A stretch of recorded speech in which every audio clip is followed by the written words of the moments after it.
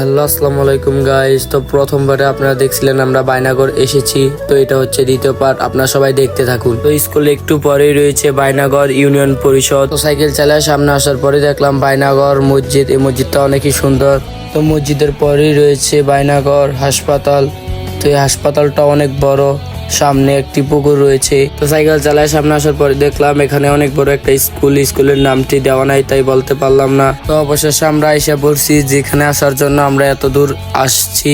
কয়েকদিন আগে এই বটগাছটা অনেক ভাইরাল ছিল, তো আপনারা তো অনেকেই দেখেছিলেন। তো বটগাছের এদিকে আমরা যাই, তো আপনারা দেখতে থাকুন।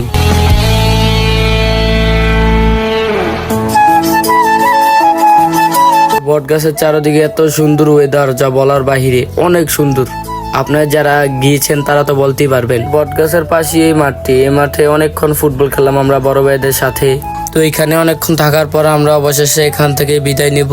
তো এখানে আমাদের ব্লগটি শেষ করলাম। সবাইকে আসসালামু আলাইকুম।